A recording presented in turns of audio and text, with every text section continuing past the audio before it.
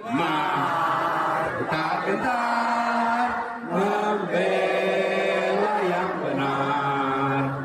Maju tak gentar membela yang benar.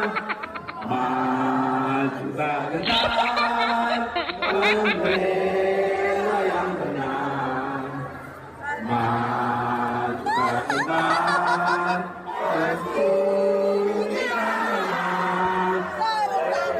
bergerak serentak, majulah, majulah. Fatwa itu pendapat.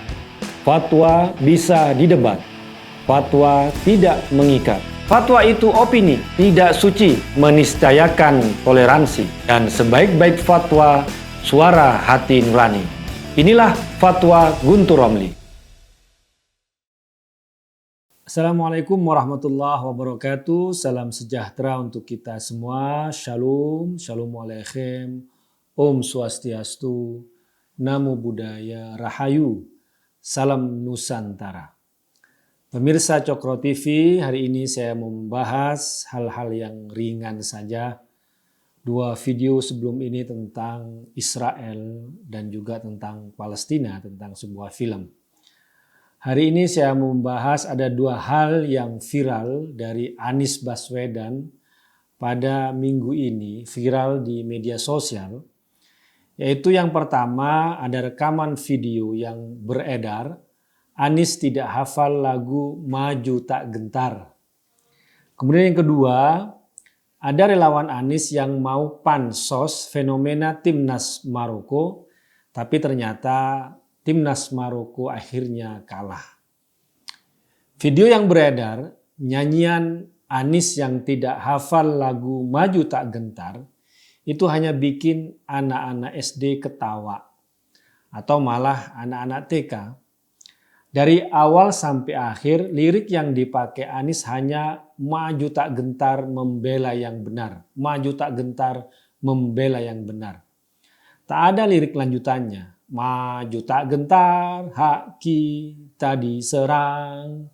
Maju serentak, mengusir penyerang. Maju serentak, tentu kita menang. Bergerak, bergerak, serentak, serentak, dan seterusnya. Tapi Anies dari awal sampai akhir ya cuma maju tak gentar membela yang benar. Maju tak gentar membela yang benar. Tidak ada lirik lanjutannya. Ini malu-maluin yang katanya mantan Menteri Pendidikan dan Kebudayaan. Tapi lagu yang levelnya wajib dihafal dari tingkat TK saja Anies tidak hafal. Ini Anies persis Roy Suryo yang tidak hafal lagu Indonesia Raya waktu jadi Menpora. Ya kalaupun Anies mau nyanyi di panggung, ya persiapan dululah paling tidak. Agar tidak kelihatan blow on seperti itu. Nyanyi Maju Tak Gentar yang tujuannya membangkitkan semangat, malah jadi bahan ketawaan.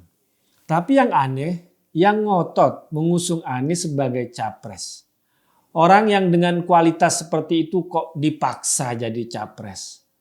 Apalagi kalau bukan agama yang dipakai untuk pembenaran dan kampanye. Dan janji-janji sorgawi yang dipakai. Hal kedua, fenomena Timnas Maroko dipakai pansos oleh relawan Anies. Bahkan ada buzzer Anies yang menulis Maroko dan Anies Baswedan makin tak terbendung. Ya Allah, kok sampai segitu ya menjilatnya. Apa sih yang dipakai standar persamaan? Kok Anies disandingkan dengan Timnas Maroko? Kalau Timnas Maroko jelas mereka lolos sampai ke semifinal karena memang bertanding dengan timnas-timnas negara lain yang hebat-hebat dan menang. Loh, kalau Anies apa? Pertandingan apa? Pemilu Pilpres masih jauh, masih tahun 2024. Apalagi yang deklarasi dan kampanye baru Anies, mana ada pertandingan sekarang. Calon-calon lain masih adem ayem. Jangankan kampanye, deklarasi aja belum. Tapi Anies sudah kampanye kemana-mana. Ketika dilaporkan ke Bawaslu, tidak terima. Padahal jelas sekali dia kampanye untuk Nasdem dan dirinya.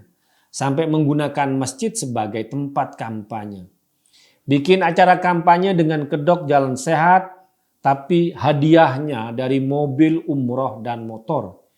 Ya banyaklah orang yang datang, tapi bukan karena ingin melihat Anies, tapi tergiur karena hadiahnya.